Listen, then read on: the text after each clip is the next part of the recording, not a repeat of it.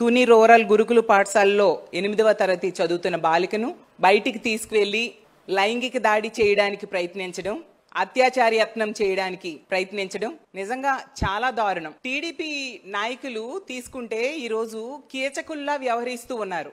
మహిళలు, ఆడబిడ్డలు కనిపిస్తే చాలు వాళ్ళ మీద హత్యలు గాని, అత్యాచారాలు గాని, అత్యాచార యత్నాలు గాని చేస్తూ ఎంత దారుణంగా ఒక కాలకేయుల్లా వ్యవహరిస్తూ ఉండే పరిస్థితి ఈ రాష్ట్రంలో రోజు ఎన్నో సంఘటనలు మనం వింటూ ఉన్నాం. ఈ రోజు తీసుకుంటే రోజుకి 70-80 సంఘటనలు మహిళల మీద అఘాయిత్యాలు జరుగుతున్నాయి. గంటకు 3-4 సంఘటనలు జరుగుతున్నాయి. వాటిలో ఎక్కువ సంఘటనలు తెలుగుదేశం పార్టీ నాయకులే చేస్తూ ఉండే పరిస్థితి.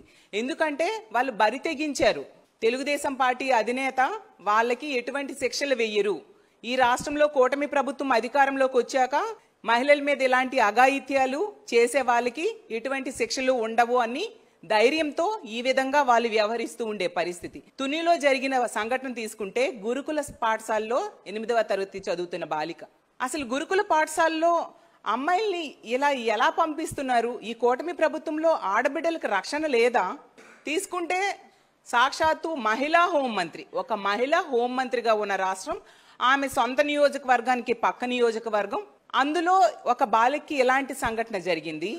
ఆ నియోజకవర్గానికి ఎమ్మెల్యే కూడా ఒక మహిళ, పక్కనే ఉన్న నియోజకవర్గానికి కూడా ఎమ్మెల్యే మహిళ, చుట్టుపక్కలంతా మహిళలే ఎమ్మెల్యేలుగా ఉన్నారు, ఒక ఆమె హోమ్ మినిస్టర్గా ఉన్నారు.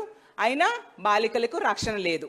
ఏం చేసినా బాలికల మీద అఘాయిత్యాలు చేసినా ఏం చెయ్యరు ఈ ప్రభుత్వం అని ధైర్యం తెలుగుదేశం పార్టీ నాయకులకి. చూస్తే పవన్ కళ్యాణ్ గారు మంత్రిగా ఉన్న సొంత జిల్లా, అలాగే జనసేన ఎంపీగా ఉన్న జిల్లాది. ఈ రాష్ట్రంలో ఈ కూటమి ప్రభుత్వం వచ్చాక ఒకవైపు మద్యము, గంజాయి, డ్రగ్స్ విపరీతంగా పెరిగిపోయి డోర్ డెలివరీ అవుతూ ఉండే పరిస్థితి మనం చూస్తూ ఉన్నాము.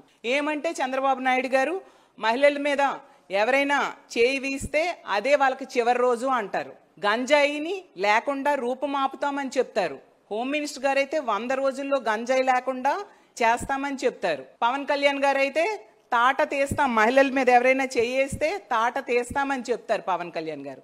చూస్తే అవన్నీ చేతల్లో కనిపిస్తున్నాయా అని నేను అడుగుతూ ఉన్నాను.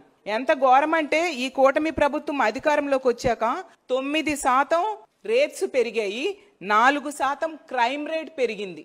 అంటే ఎంత ఘోరంగా మహిళల రక్షణ, ప్రజల రక్షణ కూటమి ప్రభుత్వం గాలి కొదిలేసింది అనే విషయం మనం అర్థం చేసుకోవచ్చు.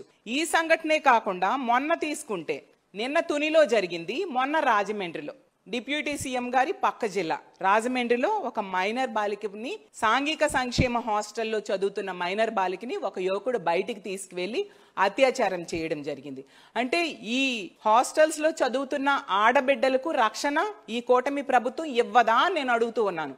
మీకెందుకు ఓట్లేసి ప్రజలు గెలిపించారు? ఎంత దారుణంగా మహిళల రక్షణ గాలి కొదిలేస్తారా మీరు అని నేను అడుగుతూ ఉన్నా. ఆ బాలికలకు సరైన రక్షణ కూడా ఇవ్వాల్సిన బాధ్యత ప్రభుత్వం మీద ఉంది.